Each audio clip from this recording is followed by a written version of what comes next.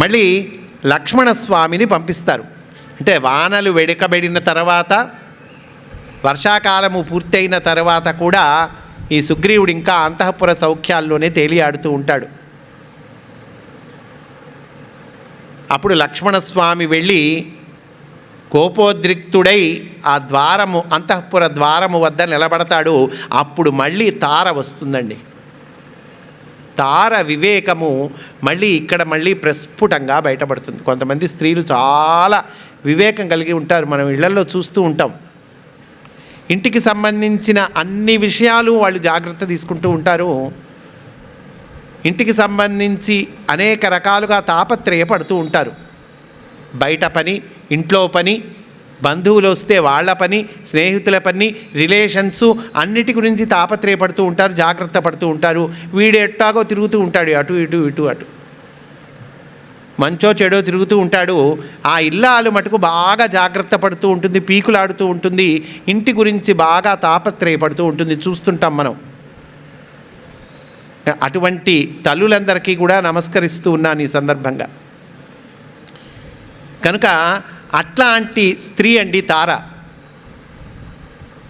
తార అప్పుడు మళ్ళీ లక్ష్మణుడి దగ్గరికి వచ్చి లక్ష్మణుడిని కోపము చల్లారేటట్లుగా మాట్లాడుతుంది. ఎంత బ్రహ్మాండంగా మాట్లాడుతుందో ఇక్కడ తార, చెప్పుకోవటానికి మనకు అవకాశం తక్కువ, టైం లేదు.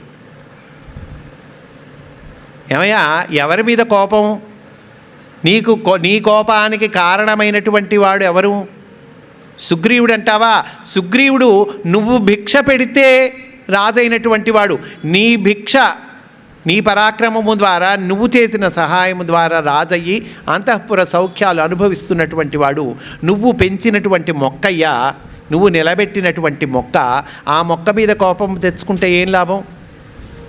పైగా నీ పని అంటావా? ఆల్రెడీ పురమాయించాం, భల్లు కములు వానరులు వాళ్ళందరినీ కూడా వర్తమానం పంపించాం. వాళ్ళు ఇహనో ఇప్పుడో వాళ్ళు బయలుదేరి వచ్చేస్తూ ఉంటారు అన్నారు. ఒక పెద్ద మీటింగ్ ఏర్పాటు చేస్తారు. వానర భల్లూక సైన్యములు కొన్ని కోట్ల మంది వస్తారండి, విపరీతమైనటువంటి సైన్యం.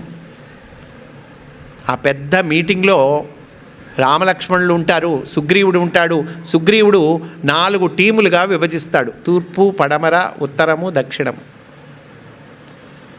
ఈ దక్షిణానికి అమ్మవారిని తీసుకొని వెళ్ళారు అనేటువంటి ఇన్ఫర్మేషన్ అప్పటికే కొంత ఉంటుంది.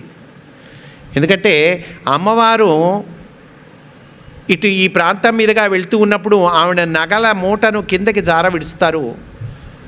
రామచంద్రమూర్తి ఋష్యముఖ పర్వతం మీదకి రాగానే సుగ్రీవుడు ఆ నగల మూటను చూపిస్తాడు. ఆ నగలు గుర్తించినటువంటి రామచంద్రమూర్తి వెంటనే కళ్ళ వెంబడి నీళ్లు ధారాపాతకంగా వస్తాయి.